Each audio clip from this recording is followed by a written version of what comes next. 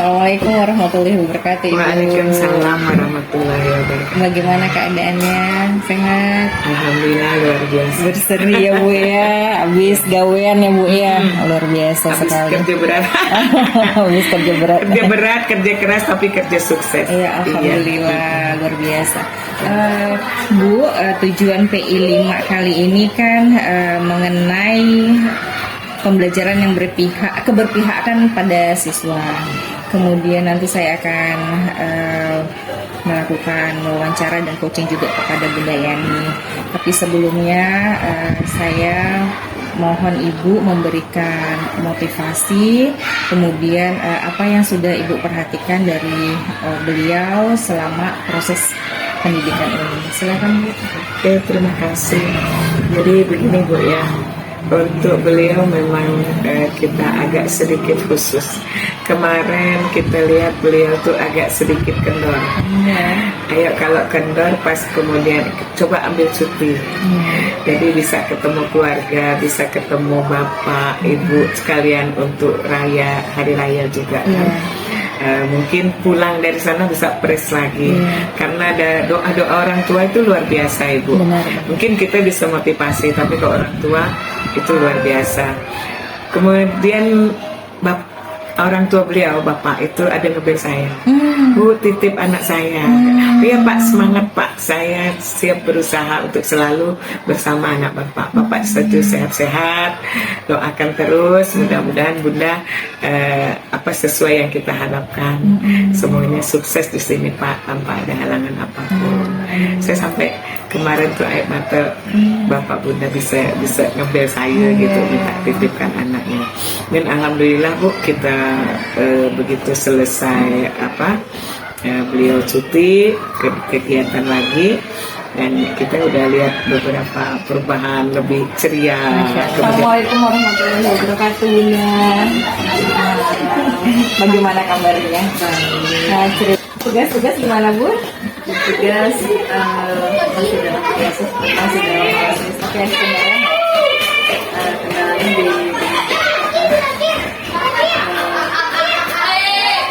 di teknis lah. di teknis. Nah, tujuan dari PI 5 ini kan mengenai rancangan program yang berpihak pada murid ya Bun ya.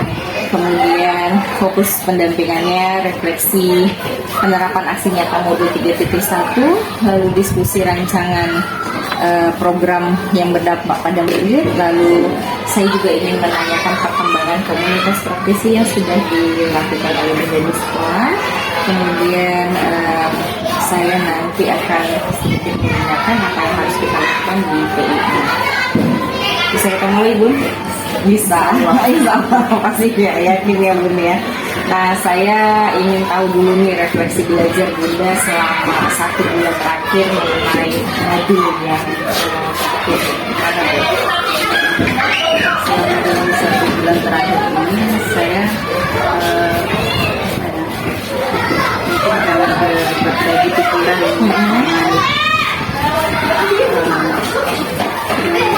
kondisi fisik dan kondisi mental saya, jadi saya berusaha untuk bisa memahami betul materi yang sudah disampaikan oleh instruktur masing dari modul-modul itu. Kemudian dalam proses untuk memahami lah. Tapi saya sendiri untuk menerapkannya itu perlu waktu untuk gimana ya? Masih ragu-ragu juga dan keberanian untuk memulai itu saya masih kadang ada rasa takut atau belum pas gitu ya. Beliau juga sedikit, jadi masih ada sedikit kebingungan untuk mempraktikkannya. Kemudian dalam 1 bulan ini juga saya ada sedikit perubahan di takut mengajar. Oke, bisa cerita Bun apa itu? Praktek mengajar yang awalnya saya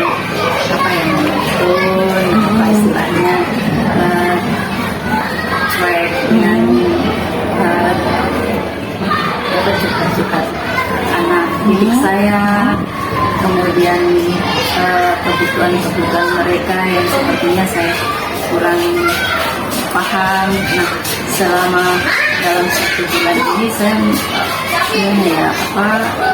berusaha sudah mulai masuk ke dalam kehidupan mereka. Apa yang mereka butuhkan ini ya, ternyata mereka membutuhkan sesuatu yang harus datang dari saya. Jadi saya yang harus bergerak supaya mereka bisa lebih termotivasi, lebih saya harus bisa bergerak untuk memancing keinginan mereka yang mereka butuhkan untuk belajarnya. Itu artinya Bunda sudah bisa mengidentifikasi masalah yang ada di kelas Bunda ya luar biasa. Kira-kira ada kendala nggak di dalam mengidentifikasi sumber daya yang ada? Kendala sih berkelana. Kalau dulu ada kendala karena ini tidak terdeteksi di data. Oke, kalau sekarang datanya udah bagus. Sekarang datanya sudah mulai Rapi, tersusun. Oke, baik. Bun, apa pertimbangan yang Bunda lakukan? Apa pertimbangan Bunda dalam mengidentifikasi sumber daya? Pertimbangannya kita ini relevansi enggak apa aset-aset yang akan kita gunakan untuk kemudian mendukung enggak dengan kondisi saat dilakukan kegiatan.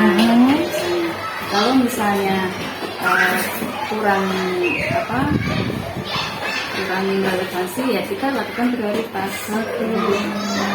Mana yang lebih penting, mana yang lebih harus didudukkan, mana yang harus ditunda, mana yang harus dijeda waktu. Nah disitulah pertimbangan kita untuk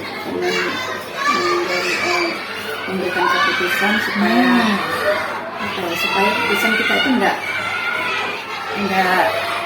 simpang siur atau bias atau gitu, supaya keputusan yang kita ambil untuk melakukan kegiatan itu tepat. Oke. Jadi tadi rumitnya dari identifikasi sumber daya kepada pengambilan keputusan yang ya. Oke, baik. Yang terakhir tentang identifikasi ini, dari hasil observasi Bunda yang ada di sekolah selama ini, ada nggak kira-kira sumber daya yang belum dieksplor? Dalam menggali kompetensi aset terutama SDM guru-guru itu belum maksimal. Oke. Nah di situ kan masih perlu adanya dukungan dari kesadaran diri juga, dukungan eksternalnya juga dari kawan-kawan kita. Ada perlu pembelajaran atau pelatihan yang sekiranya bisa mendukung kami untuk bisa lebih meningkatkan kompetensi. Oke. Kira-kira kan Bunda udah tahu nih, ada yang belum bisa diekspor secara maksimal yaitu SDM-nya sendiri. Rencananya Bunda ini seperti apa sih supaya ini bisa?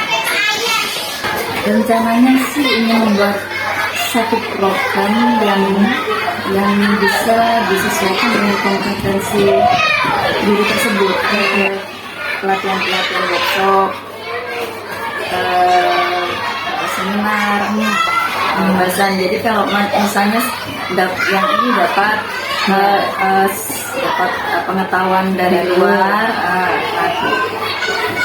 kalau diimbaskan ke teman-teman. Jadi tadi Bunda menyatakan bahwa diperlukan satu wadah untuk diseminasi atau pembahasan ilmu-ilmu yang baru yang dunia. Itu salah satu cara bagaimana mengatasi kompetensi yang belum maksimal, sumber daya yang belum maksimal digali ya Bunda. Baik, itu tentang identifikasi sumber daya. Sekarang kita pertanyaannya kepada pengambilan keputusan ya Bun ya. Kan dari hasil pemetaan yang tadi Bunda lakukan, Bunda sudah sebutkan ya proses-proses yang berpengaruh dalam pengambilan keputusan itu seperti tadi Bunda bilang observasi dan juga keterlibatan langsung. Bener nggak Bun? Bener nggak? Iya. Iya kan. Kemudian apa sih yang menurut Bunda harus dievaluasi dari pengambilan keputusan yang Bunda lakukan? Dari perencanaan yang program-program yang direncanakan, kemudian dalam pelaksanaan program-program yang dibuatkan itu apa, kemudian hasil akhir yang diperoleh itu bagaimana, memuaskan atau enggak, atau ada yang kurang, atau di bagian perencanaannya tadi yang barangkali perlu ada kesepakatan, komunikasi atau apa kan. Dari situlah kita bisa melihat kekurangan, kelemahan, kekuatan yang berjalan dalam proses yang dulu dan itu. Jadi dilihat dari keseluruhannya ya. Jadi dilihat secara kompleks. Yang bisa ditemukan ya. Bisa ditemukan. Oke, baik. Oke, baik. Menurut Bunda, apa yang mendukung keberhasilan dari keputusan yang Bunda ambil? Apa yang mendukung keberhasilan? Ini berhasil. Apa sih yang melatar belakangnya? Apa sih yang mendukungnya? Yang latar belakangnya itu terutama dukungan dari seluruh warga dan aset-aset tadi sumber daya sekolah. Jadi secara keseluruhan ya Bun ya, jadi harus ada satu kesatuan di dalam berpikir ya Bun ya, satu frekuensi lah. Ya Bunda, Bunda selama proses PGP Bunda ini udah hampir 2 bulan nih Bun. Udah gak dipikir kata Bunda. Ya, dalam proses PGP ini ada nggak sih Bunda menemukan dilema etika yang memaksa Bunda untuk mengambil satu keputusan? Jika ada, tolong ceritakan Bun biar kita bisa berbagi. Ketika saya dalam kondisi yang tidak stabil dan saya harus melawan diri saya untuk bisa mengikuti ini karena saya malu, saya nggak bergerak. Sementara saya harus melawan permasalahan-permasalahan yang muncul. Oke, jadi satu sisi adalah adanya permasalahan dalam kehidupan, sementara tuntutan dari pekerjaan Bunda harus melakukan apa yang diinstruksikan oleh pimpinannya Bunda. Jadi bagaimana mendamaikannya nih Bunda? Mendamaikannya ya dari diri saya, dari buktinya saya sekarang sudah ada di sini. Betul sekali. Dan ini prosesnya tidak mudah. Saya harus menjaga 6 bulan ke depan. Saya harus kuat, bisa. Dan sempat itu diceritakan oleh ibu. Setelah tadi saya sempat dalam keadaan down. Jadi ini sendiri juga melihat saya nggak kuat gitu. Tapi ini apa ya? Ini motivasi buat saya. Tapi Bunda kuat. Bunda bisa, buktinya kita udah hampir di penghujung. Artinya saya nggak sampai di Iya. Jadi saya nggak boleh cerita itu lagi. Iya. Kalau melihat ke belakang, kita move on. Iya. Melihat ke belakang saya vakum, nggak ada perkembangan. Jadi saya harus maju. Apapun yang terjadi. Iya, betul. Apapun yang terjadi kita harus maju bergerak kayak Bunda ya. Walaupun tadi mau saya perlu istirahat. Tapi dalam keadaan istirahat pun saya kan masih tetap berpikir, bisa bekerja. Itu yang saya bisa Hanya lebih tenang ya Bunda ya. Baik. Lanjut. Kemudian kalau dari teman-teman dilemanya itu ketika kita menemukan kita menjalani kegiatan yang sekiranya tidak sepaham. Tidak sepaham, tapi harus diikutin. Kawan A pengennya ke sini, harus begini. Nah, sementara kita sama-sama satu kelompok juga pengennya begini. Nah, ketika disitulah kita bisa mencoba untuk menyikapi mana yang terbaik. Jika sama-sama ngotot, nanti juga tidak akan ada penyelesaian. Jadi saya berusaha untuk melunakkan hati sendiri. Ini yang lebih penting. Kelompok ini yang lebih penting kita jemput. Baik, luar biasa sekali, mau proses pemikiran yang panjang ya Bunda ya. Nah sekarang saya ingin menanyakan tentang program yang berdampak pada murid. Ini kan sekolah Bunda ini banyak sekali program-program yang dilakukan yang berdampak pada murid. Cerita dong Bun, seperti apa gitu. Apakah ada kendalanya? Jika ada kendala, bagaimana Bunda mengatasinya? Terus yang terakhir adalah ada nggak yang belum terdeteksi dalam program tersebut yang harus dievaluasi? Silakan Bu. Karakter ini yang saya, karena karakter itu kan memang harus diberikan sebagai landasan utama ke anak-anak ketika di pendidikan dasar ya. Nah, di sekolah ini fokusnya saya lebih sikap dan perilaku yang nantinya akan dibawa anak menuju ke masyarakat. Di kelas Bunda membiasakan anak-anak untuk 5S tadi Bu ya, juga mengenal kembali siapa sih yang pernah berada dalam bagian kehidupan mereka. Oke, baik. Luar biasa sekali. Saya ingin menanyakan tentang komunitas praktisi yang sudah digagas dan berlangsung selama ini. Nah, pertanyaan saya adalah bagaimana peran dari komunitas praktisi itu terhadap proses belajar Bunda di selama ini? Ini kan ada 21 rombel, jadi kelas 1 14, kelas 2 14, semuanya itu kan. Nah, jadi dari kelompok praktisi kecil inilah mereka bisa secepat mungkin mengatasi jika ada hal-hal baru yang muncul, atau gagasan-gagasan teman mungkin dari sesama teman sekelompok kelas itu sendiri, gimana baiknya kelas kita ini. Nah, itu cepat nyambung gitu. Oke, berarti mendukung nggak proses belajar Bunda tuh? Mendukung sekali, sangat mendukung sekali. Jadi informasi yang didapat dari luar itu cepat cepat diakses, cepat diserap. Gitu. Terutama gini, contohnya kelas 5 gimana ada kegiatan ini nih, kelas 1 atau kelas 1 dan kelas 4 ada kegiatan karya apa namanya, gelar karya. Nah, itu mereka kan sudah punya grup kecil tuh. Jadi masing-masing guru kelas 1 dan kelas 4 itu saling berkolaborasi. Dan alhamdulillah ini kemarin terlaksananya sukses karena kerjasama itu. Dan kami meskipun tidak terlibat di dalam kegiatan karya itu, kami tetap membantu. Nggak ada harus disuruh.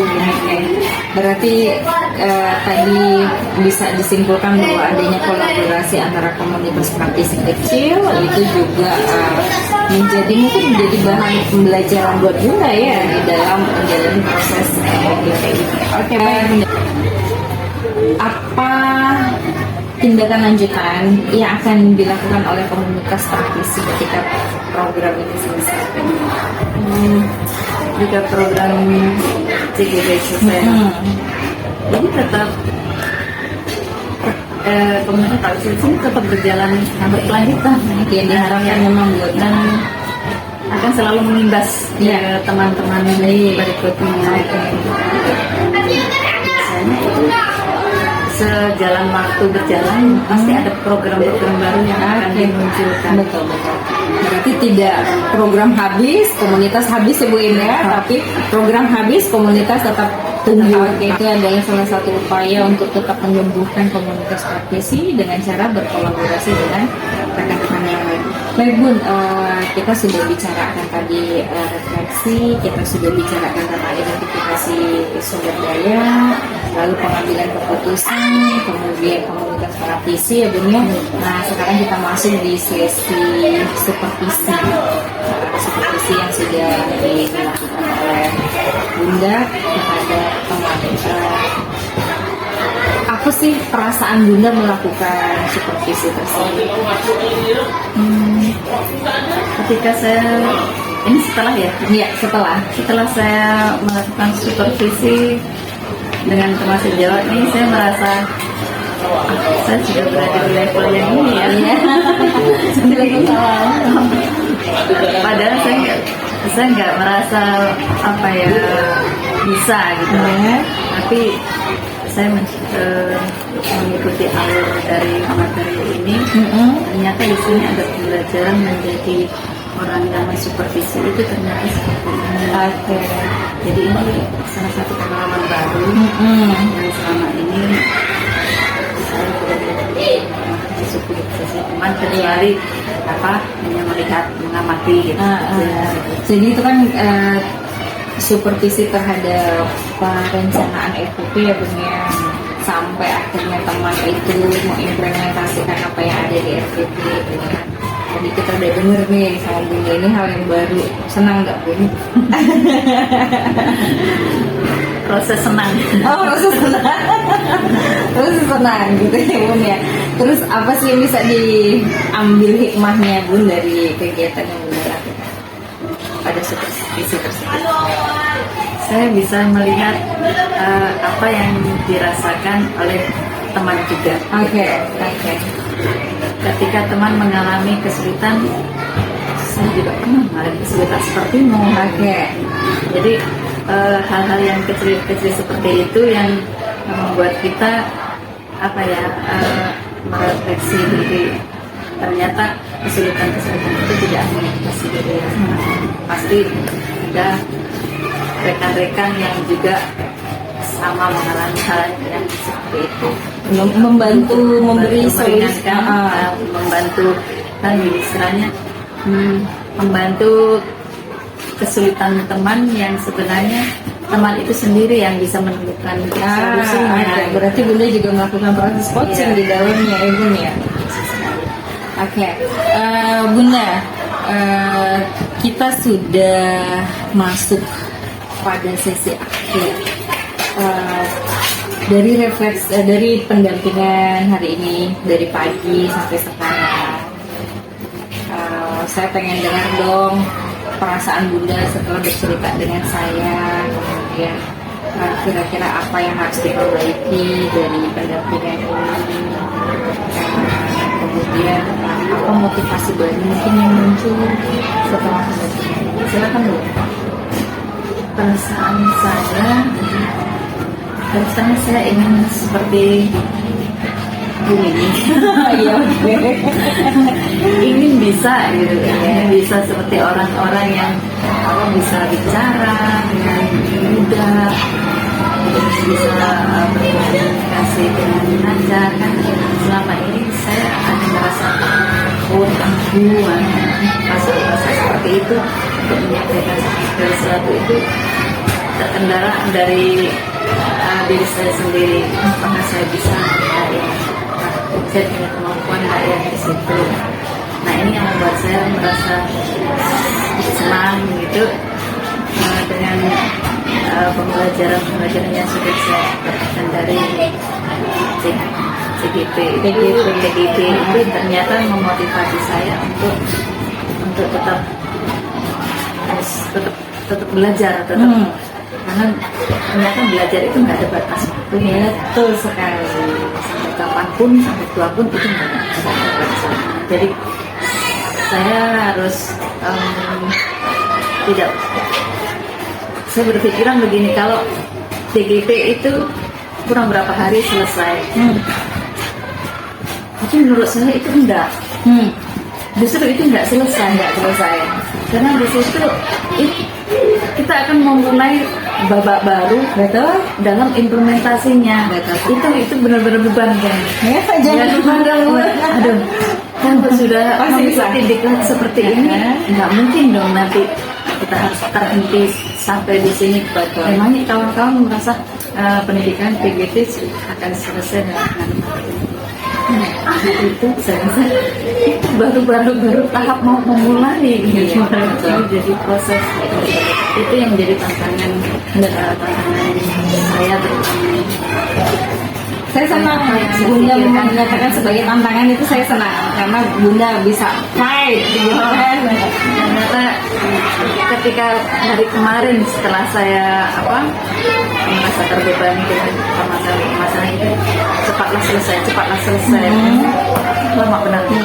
Tapi setelah saya merefleksi diri, setelah saya istirahat bersama keluarga, saya terus dibilang WGP akan berakhir.